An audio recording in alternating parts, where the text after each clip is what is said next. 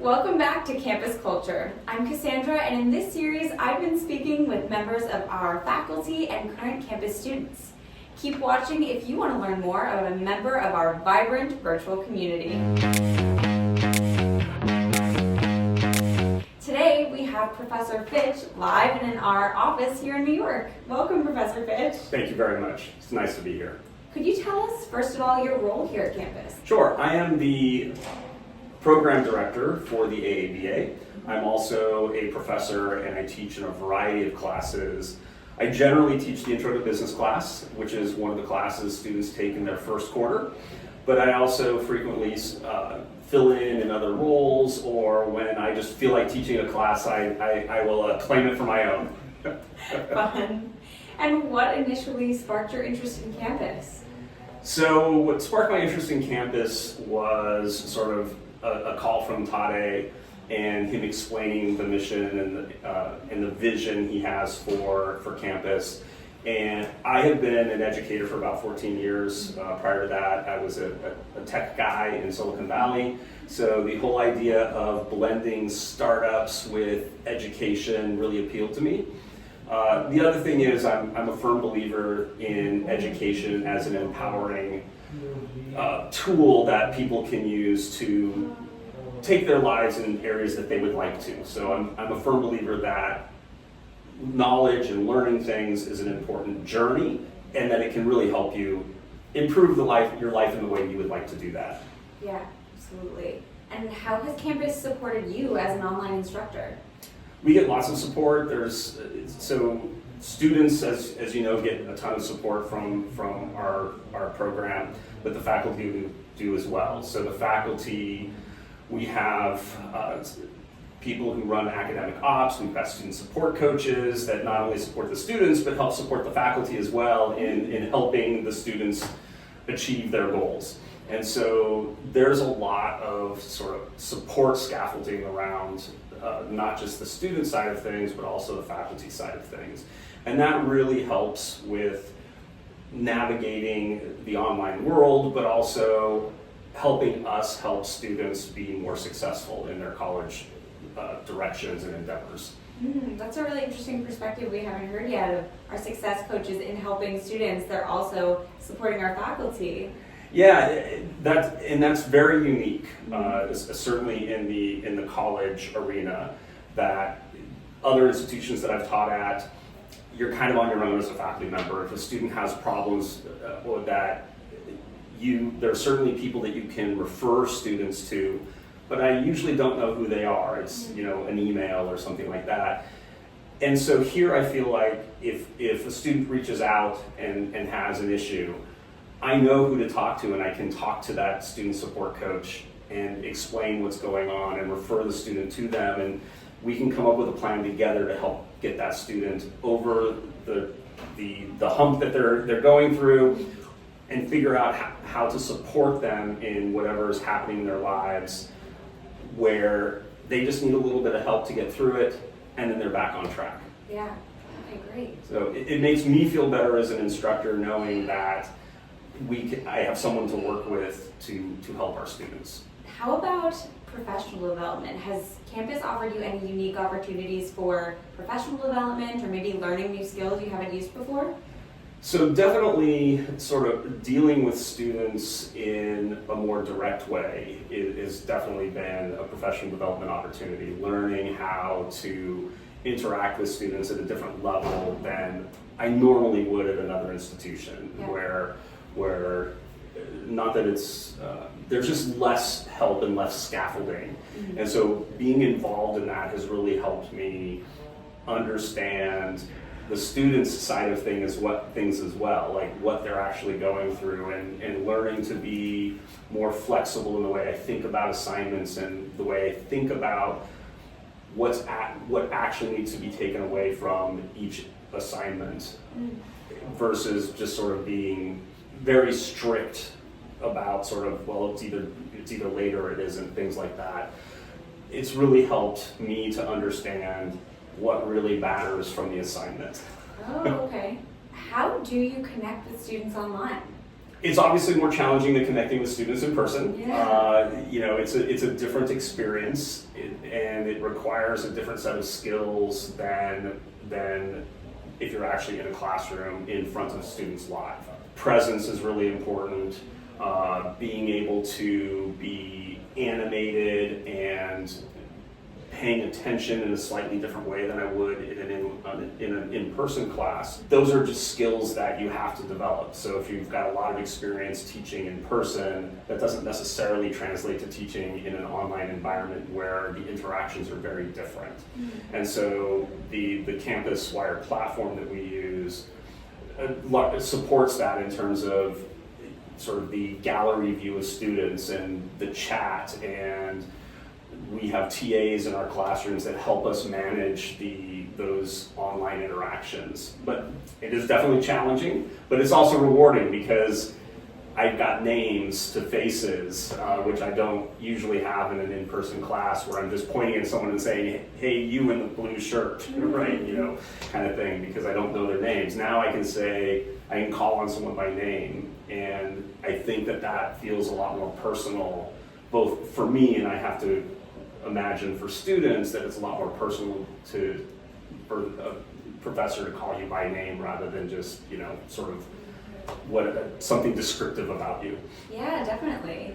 I never thought about that. Yeah, my professors never had my name when I was in a giant lecture in college. Right. Absolutely. Speaking of your students, what would you say that students love about your classes? I know you teach a variety. I think the thing I hear the most from students is a couple of things. I think there's two. One is that I try to be very dynamic. So that's one of the things that I think is true in an in-person class, but especially true in an online class, of having a lot of interactivity. So I use breakout rooms a lot. I pose a lot of questions for them to go away, think about with their peers, and come back, so that it's not just me talking at students. It is an interactive experience where I'm asking them to think about what we're talking about and apply it to a particular situation. So students often comment that they really enjoy that interactivity.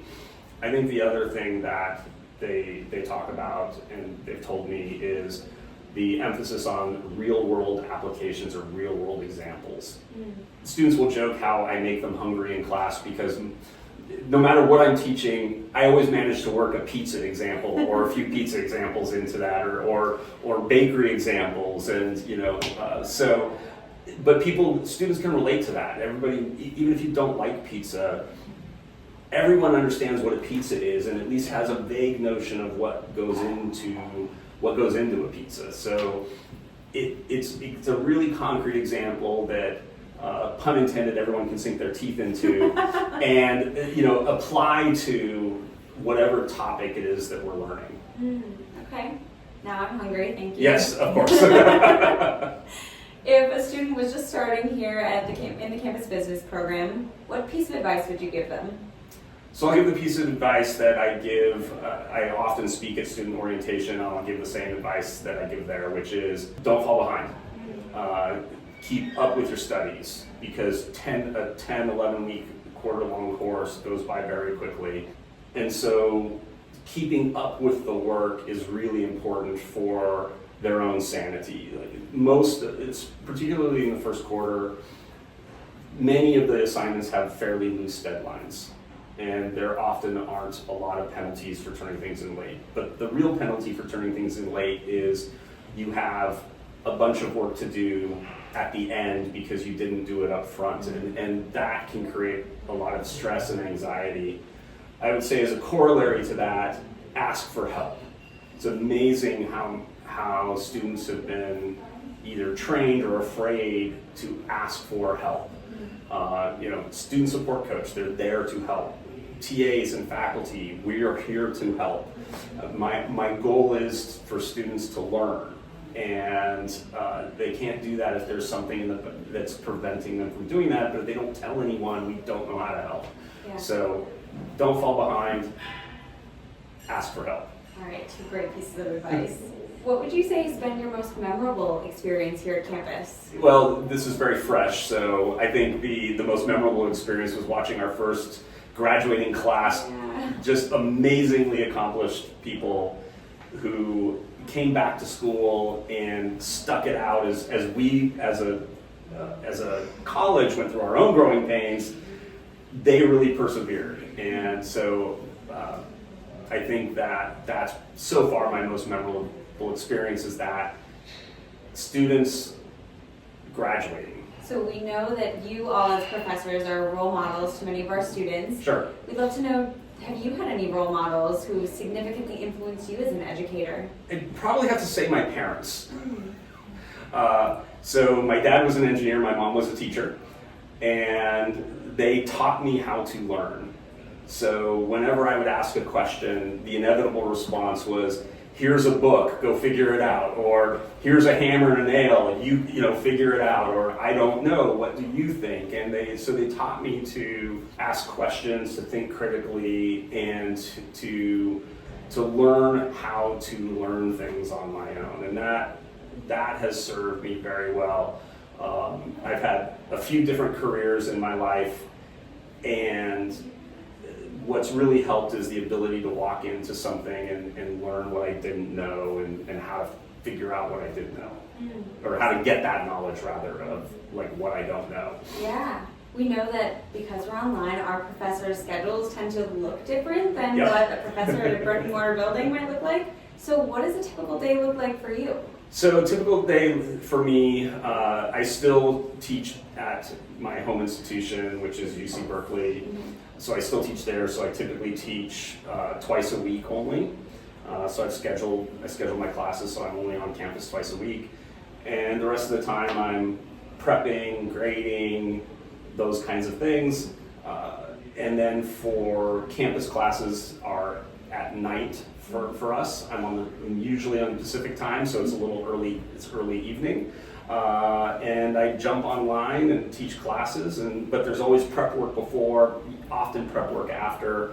It's a little less structured in many ways than a typical bricks and mortar type of building because we're online, there's a lot of flexibility. I have office hours, students schedule office hours anytime it's open to me, so I might have an office hour at 9 in the morning and another one at 3:15 in the afternoon.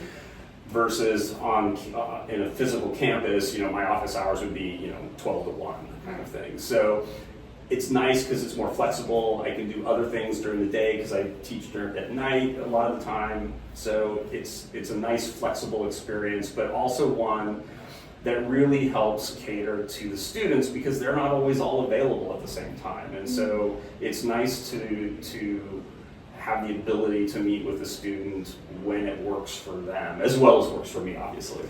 Yeah, absolutely. And I know you just shared that you have homes in several different Yeah. places. Are you able to teach from all those different places? Yes, so because I teach at UC Berkeley, I live near Sacramento because those classes are all in person.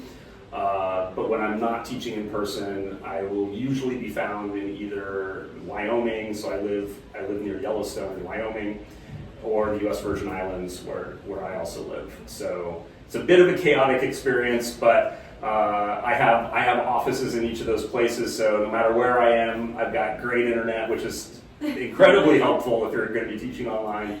I have great internet and a nice quiet place to teach from. Although sometimes, if you take a class up in the Virgin Islands, you might see a beautiful sunset or sunrise behind you, depending. So I was just going to ask, you must have some beautiful virtual Yes. backgrounds in those different places. No, actually, I usually use the real background because if it's nice and it's not raining, we have a table out on the deck, and I will teach from the deck. Oh, that's so nice. That must be calming for students to see. It is. I hope. It's certainly calming for me. Yeah, absolutely. Now, if you weren't teaching, what do you think you'd be doing? That's a great question. So my life prior to being an academic or being an instructor I was a software engineer for a long time. I've also been a manager. I consider those two different careers because they're different skill sets. So I worked in high tech, big companies, small companies, startups. So I've kind of been there, done that. Don't really want to go back to that. So if I weren't doing this, As I tell people, my next career is probably going to be a bartender or a boat captain, or maybe both. Okay, both of those seem like you have to give some advice, be a people person. Exactly. So I love interacting with people, and so those are both jobs that you can have some fun at and interact with people. So you might actually be more prepared to answer this than some other people, but if you were stranded on a remote desert island and you could bring 3 things with you, what would they be? A water purifier. Oh, smart. Some kind of knife that can be used for other things, and a pizza oven. Perfect, love it. All right, last question for you. Sure. What is one thing that students might be surprised to learn about you? I've already told you a few things that they might be surprised about, but the one thing I will tell students in the intro to business class is I'm also a skydiver and I teach skydiving. So, wow. So I teach first-time skydivers how to skydive, and so tons of fun. Amazing. Well, if you want to learn from a professor who also teaches skydiving, you can learn more about our online associate degree in business program at campus.edu. Bye-bye.